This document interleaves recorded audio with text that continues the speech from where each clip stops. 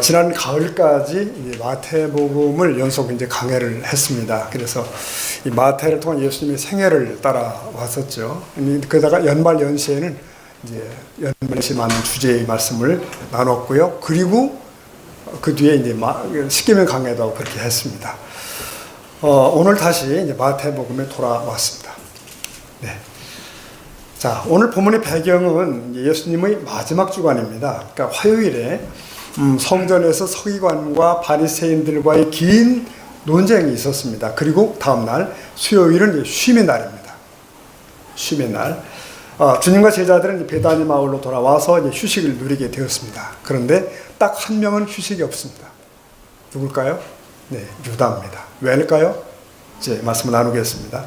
자, 마태는 오늘 두 사건을 한 본문 안에 이렇게 배치를 하고 있습니다. 보시면 6절부터 13절에는 예수님을 위해서 마련된 베다니의 저녁 식사, 베다니의 만찬이 있고요. 14절부터 16절까지는 바로 이어서 예수님을 배반하려고 하는 유다의 음모가 이제 기술되어 있습니다.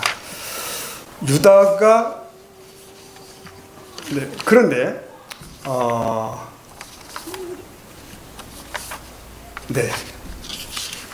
섞여 있네요. 네.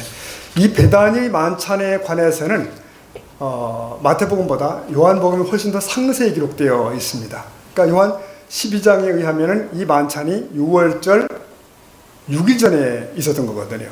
그런데 본문 마태 26장의 예수님에 대한 음모는 6월절 이틀 전이에요. 네. 그렇다면 이들 두 사건을, 그러니까 음모와 만찬, 이 두 사건이 시간적으로 연속되는 게 아닙니다. 그런데 마태는 의도적으로 한데 모아서 지금 기술을 하고 있는 거죠. 왜 그럴까요?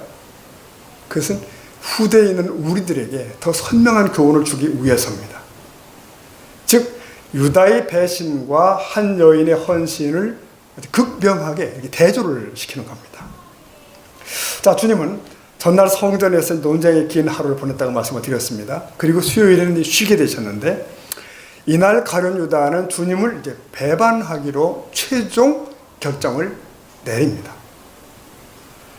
여러분, 지금 6월절 명절이 지척인데요. 수도 예루살렘은 이 절기를 지키려고 각처에서 모여든 이제 군중들로 인산인해를 이룹니다. 그러면 로마 군인들은 당연히 비상근무에 들어가는 거죠. 질서를 위해서. 그래서 유대 종교자 지도자들은 만일 소요 사태가 나면 그 처벌이 중함을 알고 있는 거예요. 그래서 다들 몸을 지금 사리고 있습니다. 역사학자에 의하면 이때 예루살렘에 모여드는 숫자가 약 200만 명을 넘는다, 이렇게 분석을 합니다. 그 이유는 그때 들여졌던 그 제물 양의 숫자로 판단해 보면 그렇게 계산이 나오는 거예요. 그런데 이 많은 사람들 가운데에는 예수를 메시아로 믿었던 사람들이 상당수 있는 겁니다. 그렇다면 만일 공개적으로 예수를 체포하려고 시도하면 어떤 일이 벌어질까요?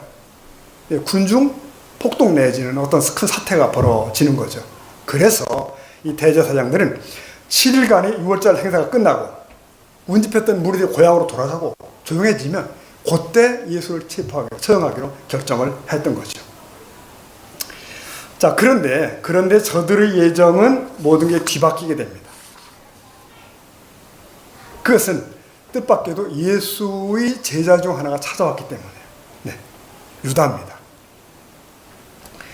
자, 여러분, 물론 이 일의 뒤에는 하나님의 주권적인 섭리가 있습니다. 그러니까 예수는 진정한 6월절이 어린 양이어야 했고요.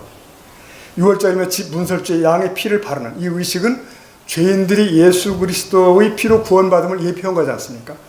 그래서 사도 바울은 고린도전서 5장에 의하면 7절에서 예수 그리스도를 6월절의 어린 양으로 표현한 바도 있습니다. 자, 이제 어린 양 예수께서는 이 6월절에 죽음을 맞게 됩니다. 유다는 적들에게 예상치 않았던 그 기회를 들고 왔어요. 그것은 비밀리에 예수를 그들의 손에 어떻게 해요? 넘기겠다는 겁니다. 자, 그러면 가룟 유다가 바로 이때 그 일을 꾸민 이유가 뭘까요? 여러 가지 추측이 가능합니다. 그런데 여러분, 세리 노릇 하다가 회심한 마태는 유다의 동기를 분명하게 지목을 합니다. 자, 유다가 원수들에게 한 말을 한번 보겠습니다. 15절에 보면은 유다는 말하기를 내가 예수를 너에게 넘겨주리니, 자 읽어보십시오. 얼마나 주려니 하는 그들이 은 30을. 보십시오. 유다는 돈을 받고 주님을 넘겼습니다. 그가 받은 대가는 돈이에요. 돈. 은 30. 그를 얼마 되지도 않는 돈으로 스승을 팔아 넘기는 배신의 길에 들어서게 됩니다. 그런데 바로 그 돈과 관련해서 최근에 유다는 심정적으로 주님과 충돌합니다. 그리고 결별합니다. 바로 며칠 전 이 토요일 저녁 얘기입니다. 지금 그 얘기를 마태는 여기로 끄집어다 놓고 삽입시킨 거예요. 자, 6절 이하 이야기를 다시 돌아가 보는 것입니다. 본문입니다. 베다니의 나병 환자 시몬이 주님을 위해 저녁을 마련했습니다. 이 사람은 나병 환자였던 사람인데 주님으로 인해서 고침을 받은 사람이라는 뜻입니다. 감사의 저녁 만찬이니까 얼마나 화기애애하겠어요. 참 따뜻한 자리가 마련된 거죠. 그런데 이 식사가 벌어지는 동안에 그 무엇이 유다로 하여금 주님과 결별하게 했을까? 무엇이 배신의 결정을 내리도록 그의 마음을 충동했을까? 자, 7절입니다. 보니까 여기 한 여자가, 읽어볼까요? 매우 귀한 향 한 옥합을 가지고 나와서 식사하시는 예수의 머리에 부은. 자, 마태는 이 사건인데요. 마태는 여기서 한 여자라고 지목을 하죠. 그런데 요한 12장 가서 보면은 그녀를 마리아라고 설명을 합니다. 구체적으로. 여러분, 마리아와 마르다 자매를 기억하시죠? 주님께서 무덤에서 살아내도록 이끌어내신 나사로가 그들의 오라비입니다. 자, 주님께서는 이제 그들의 집을 이제 자주 방문하셨던 것 같아요.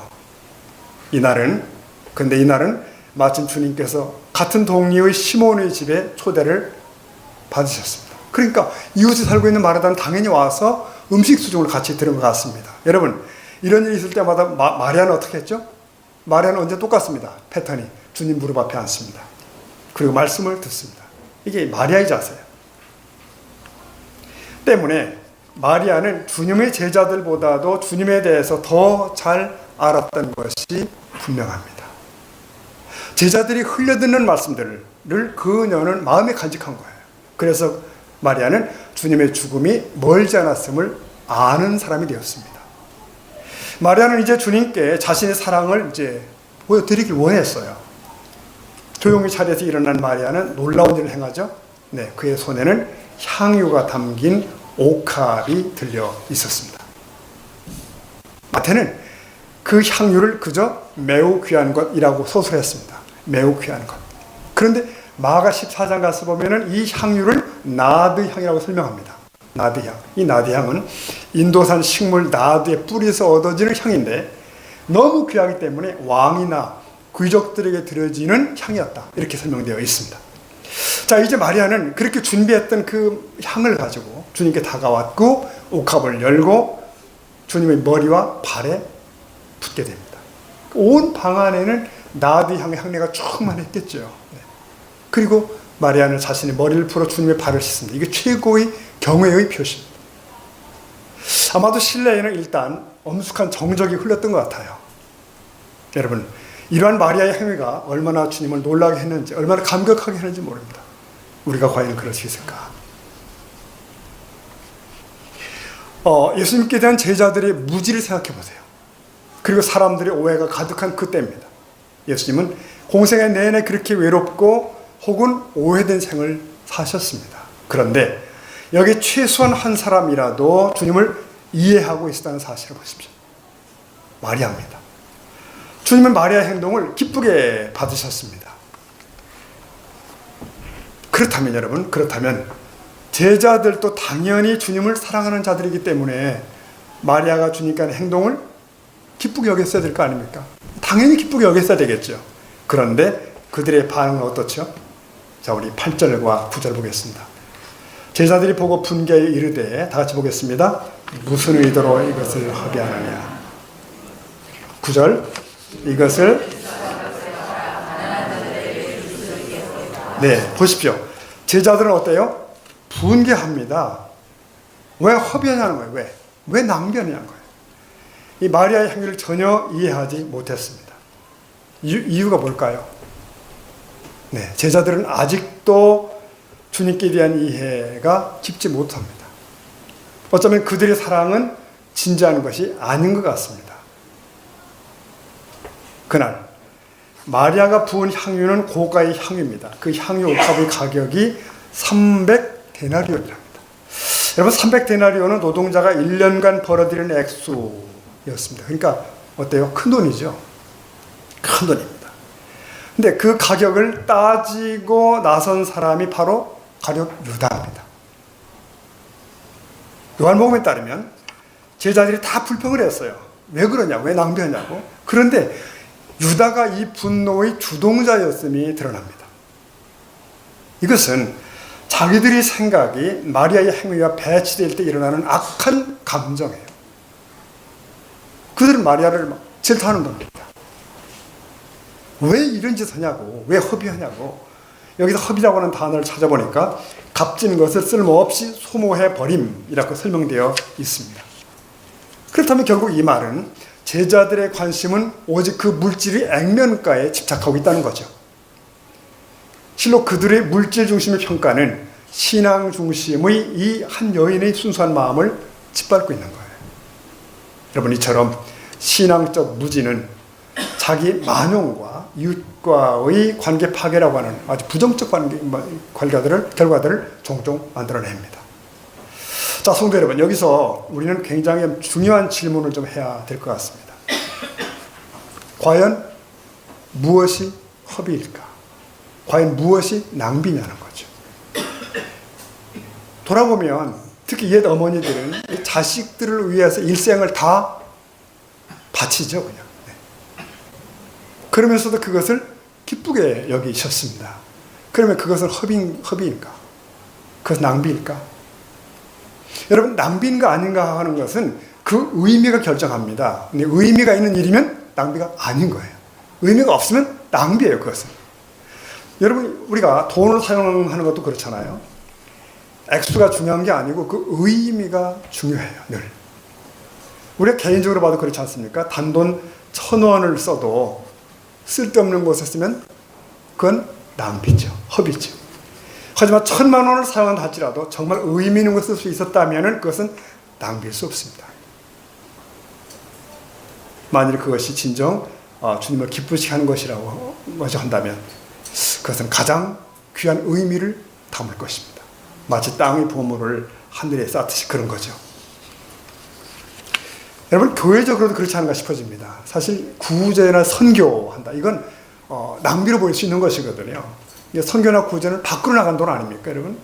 그리고 그 결과를 우리가 한눈으로 볼 수도 없어요. 그러니까 종종 무시되기도 합니다. 여러분, 사실 교회에는 늘 더 급해 보이는 일들이 있습니다. 늘 있어요. 특히 우리 새소망 교회는 더 있죠. 더. 우선 전세금이라도 만들어야지. 그리고 아담한 우리 건물은 어쨌든 확보를 해야지. 이런 마음들이 있습니다.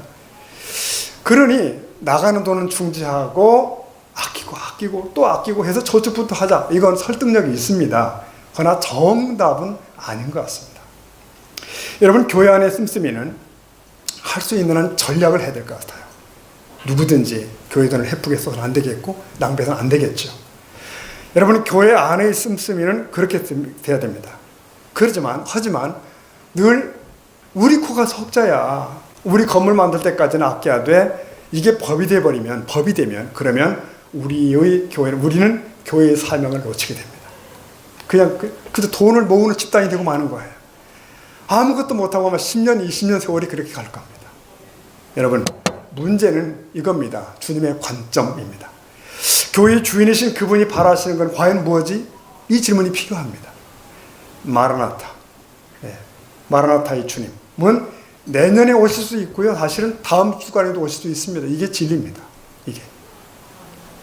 그러므로 우리는 지금 매 순간의 그 사명을 감당하며 가는 겁니다. 그때. 허비가 아닌 투자기 때문에 그렇습니다. 여러분, 우리가 성도라면 주님이 기뻐하신 일에 헌신합니다. 우리가 교회라면 주님 주신 사명에 우리의 존재의 의미를 거는 것이죠. 그래서 선교도 하고 구제도 하는 것입니다. 그렇게 교회의 존재 목적을 수행하노라면 주님께서는 우리가 상상도 못한 일을 해 주실 줄로 믿습니다. 이런 말 있잖아요. 우리가 일하면 삽으로 흙을 푸는 것이고 주님이 하시면 포크레인으로 푸는 거다. 그렇게 얘기를 합니다. 우리는 주님의 일을 하고 주님은 우리의 일을 좀 해주시고 이게 가장 효율적인 구도인 줄로 믿습니다. 우리는 시간도 돈도 허비할 이유가 없습니다. 귀하게 투자를 해야 되는 것이고요. 자, 예수님께서도 가난한 자들을 구제할 것을 누누이 전하셨습니다. 그리고 실제로 그 순간 그 동리에도 그런 가난한 사람들이 있었을 겁니다. 그러나 예수께서는 온 인류를 위해 진행되는 엄청난 일을 보고 계시는 거예요. 제자들의 태도는 그저 눈앞의 것만 보고 있습니다. 물질 중심적이고요. 제자들은 이제 다가오는 주님의 십자가 고난에 대해서 전혀 무지합니다. 그냥. 사실은 그 엄청난 시간을 대비해야 됐거든요. 정령 가난한 사람들은 늘 그들 곁에 있지만 하나님의 때는 그렇지 않다는 것을 그들은 몰랐어요. 여기서 요한복음을 보면 유다의 속마음이 지적이 됩니다. 요한 12장 6절에 보니까 유다가 이렇게 말하면 가난한 자들을 생각함이 아니요. 한번 읽어보실까요? 그는 도둑이라 돈깨를 맞고 거기 있는 것을 훔쳐. 네. 그러니까 실제로 그의 마음속에 가난한 자들에 대한 연민이 있는 겁니까? 없는 겁니다. 네. 그러므로 그의 말과 속내는 사뭇 다르다 이거예요. 가난한 자들이 나눠주자. 이게 얼마나 명분이 좋아요. 그러면 그럴듯합니까? 그러나 그것은 자기의 거짓을 포장하기 위한 포장지였다는 사실을 발견하게 됩니다.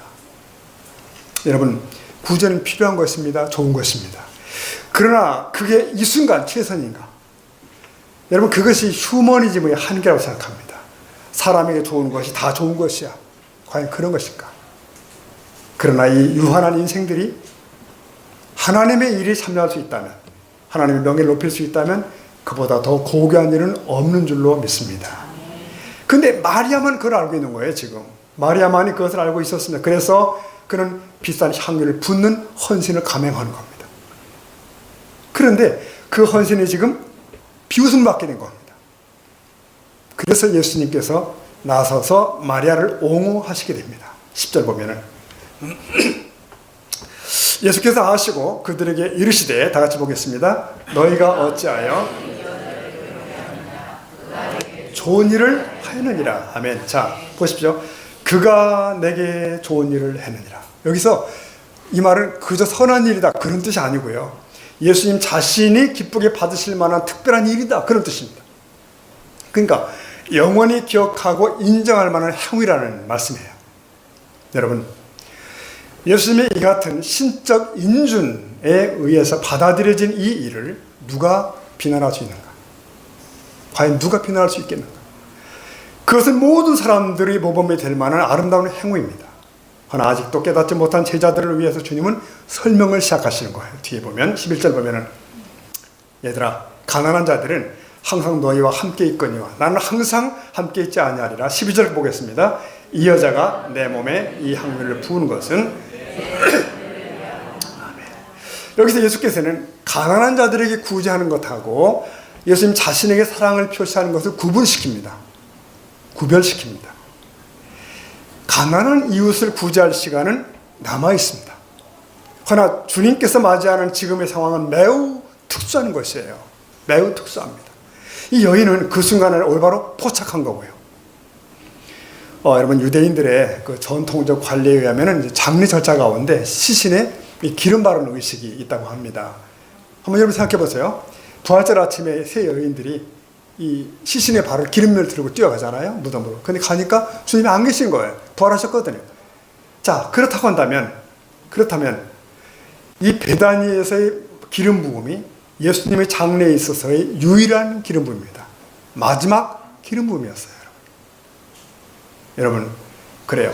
가난한 자들을 돕는 것은 항상 할 수 있는 일입니다. 그러나 이 땅에 오신 하나님의 아들을 위해 향유를 부는 일은 항상 할 수 있는 일이 아니더라고요. 그분의 지상 생애가 이제 며칠만 남았었습니다. 이 마지막 기름 부음이 있었기 때문에 그 이튿날 예루살렘 이서가실 때 주님 주변에는 향내가 퍼집니다. 그리고 마지막 주간을 보내시는 주님 주변에 늘 향기가 머뭅니다. 뭐죠? 나디양 향기입니다. 여러분, 하늘의 향기이신 주님께 너무도 어울리는 모습 아닙니까? 너무도 어울리잖아요. 한편 산헤드린은 예수를 죽이기로 모의하기 시작합니다. 상황이 긴박하게 돌아가기 시작합니다. 마리아는 주님의 몸에 향유를 부음으로써 장례를 주님 예비했습니다. 적어도 이 기회를 놓친다면 결단코 다시 그 기회가 주어지진 않을 겁니다. 여러분, 사실 아까 말씀드린 대로 300데나리온이라는 돈은 굉장히 많은 돈입니다. 큰 돈입니다. 그 돈으로 많은 사람을 구제할 수 있었을 거예요. 그러나 예수의 죽음은 돈으로는 도무지 측량할 수 없는, 얘기할 수 없는 인류 구속의 위협을 지금 수행하는 중에 있습니다. 마리아는 바로 그 값진 일에 자신의 전부를 쏟아 부으는 거예요. 자, 지금 제가 말씀드린 이 베다니의 저녁 자리에 벌어진 향유값 깨어부은 그 향유 이 사건, 이것은 어쩌면 성경의 내용 가운데 가장 향기로운 장면인 것 같아요. 100% 순전한 사랑을 드리는 한 사람의 모습을 그려내고 있습니다. 그런데 마태는 바로 이어지는 본문에다가 가장 추악한 장면을 연결시킨 겁니다. 마치 찬란한 광명을 바라보다가 갑자기 칠흑 같은 어둠을 보게 되는 그런 대목이라고 할까요? 뭐죠? 바로 제자인 가룟 유다의 추악한 거래 장면을 거기에 붙여놓은 겁니다. 14절 보면 그때에 12 중에 하나인 가룟 유다라 하는 자가 대제사장들에게 가서 말하되, 자 15절 읽어보겠습니다. 내가 예수를 너에게 넘겨주리니 얼마나 주려느냐 하니 그들이 은 30을 달아주거늘 그가 그때부터 예수를 넘겨주기를 찾더라. 자, 여기서 유다의 신분을 마태는 이렇게 표현합니다. 14절 보면 12 중에 하나인 가룟 유다. 12 중에 하나인 가룟 유다. 네, 거룩한 숫자인 12. 이 12사도의 목록에는 언제나 유다가 끼어 있습니다. 보면서 읽어보십시오. 언제나 끼어 있습니다. 그러니까 그는 외부인이 아니라는 얘기입니다. 남이 아닌 거예요. 예수님의 친제자 중에 하나라고 지목을 합니다. 얼마나 귀한 자리입니까, 여러분? 그러나 유다는 베다니의 향유 사건을 기화로 스승을 원수들의 손에 넘길 것을 결심하게 됩니다. 이렇게 중얼거리는 겁니다. 이렇게 중얼거렸어요. 제가 상상키는. 자, 이제는 망설 필요가 없어. 예수는 자기 죽을 것과 장사될 것 다 예고해버렸네. 물질을 탐하는 나의 속내도 알아버렸어. 그와 나의 목표는 달라. 이제 더 이상 머뭇거릴 이유가 없어. 시간도 없어. 이게 지금 유다의 입장입니다. 자, 이제 잘 보십시오. 유다는 움직이기 시작합니다. 그리고 그의 행위를 만들어갑니다. 오늘 말씀을 잘 살펴보면 이렇게 되어 있어요. 14절에 보면은 그때에 그가 갔다. 그가 누구죠? 유다입니다. 자, 15절 내가 넘겨주리니 내가 누구죠? 유다입니다. 16절 그가 기회를 찾더라. 그가 누구죠? 유다입니다. 제가 뭘 말하는가 하면 이걸 누가 했냐는 겁니다. 이 일을 유다 자신이 한 겁니다. 유다 자신이. 유다는 스스로 죄악의 길을 결정하고 스스로 걸어가고 스스로 행하는 겁니다. 여러분, 때때로 물론 여러 가지 이유로 유다에 대한 동정적인 해석이 가능해요. 동정적 해석. 그러나 분명한 것은 오늘 말씀 보니까 그 자신의 배반 의지가 작동을 하면서 구체적으로 행위로 간 겁니다. 그는 자신의 모든 행위의 주체예요. 주체. 숙명적으로 어쩔 수 없이 예정되었기에 예수를 판 것이 아니라고요. 그렇게 보시면 안 됩니다. 그는 거래를 시작합니다. 그의 손으로. 얼마나 주려느냐? 이렇게 물었습니다. 당신 내게 얼마 주겠는가? 예수 넘기겠다. 유다는 돈의 욕심이 많은 자였습니다. 이제 그는 그러한 탐욕스러운 본성을 충분히 분명하게 노출시킵니다. 자신의 스승인 예수를 정식으로 팔려고 그 값을 흥정하기 시작합니다. 구주 예수 그리스도의 생명을 놓고 벌어진 흥정은 생각보다 빨리 끝났습니다. 실로 죄악된 그 행은 죽음의 화살처럼 이렇게 빨리 진행이 되죠. 유다가 예수를 넘겨주기로 하고 받은 돈이 얼마라고요? 은 30세겔입니다. 은 30세겔. 이게 뭐냐면 출애굽기 21장을 읽다 보면은 이런 게 나와요. 노예가 죽었을 때 보상해 줄 금액이 있습니다. 은 30입니다. 그러니까 예수님은 노예 한 명의 몸값에 불과한 액수로 불의한 자들의 손에 거래가 된 것이에요. 여러분 아십니까? 이제 유다는 선금을 받았습니다. 선금을 받아 챙겼어요. 30. 그리고서 예수를 넘겨주기에 무리가 없을 그때 어쩌면 그 찬스를 찾기 시작한 겁니다. 자, 성도 여러분 보십시오. 여기서 이 대목에서 아무리 강조해도 지나치지 않는 내용이 있습니다. 뭘까요? 유다는 열둘 중에 하나였다는 거예요. 유다는 제자 중에 하나였다는 겁니다. 즉 믿는 자들 중에 하나였다는 거예요. 남이 아니라. 그러나 그가 탐욕을 따르기 시작하자 사단이 그의 마음에 들어옵니다. 제자가 배신자가 됩니다. 그를 죄악의 도구로 쓰게 된 것입니다. 사랑하는 성도 여러분, 아마도 훗날 사도 베드로는 동료였던 유다를 생각했던 것 같아요. 그러면서 그가 이렇게 말합니다. 근신하라 깨어라. 마귀가 우는 사자같이 삼킬 자를 두루 찾나니. 그 유다 아닙니까? 그게? 사랑하는 성도 여러분, 저와 우리는 마음을 지켜야 되겠다. 내 마음을 탐욕으로 향하면 주님도 팔고 진리도 팔고 친구도 팔고 다 팔게 됩니다. 그러므로 깨워야 되고, 그러므로 우리는 주님을 매 순간 바라봐야 될 줄 믿습니다. 매 순간. 자, 슬픈 유다의 얘기입니다. 근데 이제 다시 돌아가 잠깐 마리아의 향유를 좀 한번 생각하고 매듭하겠습니다. 가격 300데나리온하고요. 향유 300데나리온하고 유다가 받은 주님을 팔며 흥정한 은 30과는 비교할 수가 없어요. 애들 말로 잽이 안 되는 금액입니다. 이쪽은 너무 큰 돈인 거예요. 그럼에도 마리아는 이런 값비싼 향유를 주님께 쏟아 부은 것이고요. 이것은 주님이 내게 가장 귀하다. 주님이 내게 가장 소중하다. 그 고백이에요. 주님의 가치를 알아가면서 내게 소중하다고 여겨졌던 그 다른 것들을 내려놓는 그런 행위입니다. 그런 그는 진정한 영적 성숙을 이제 경험하고 있는 것이죠.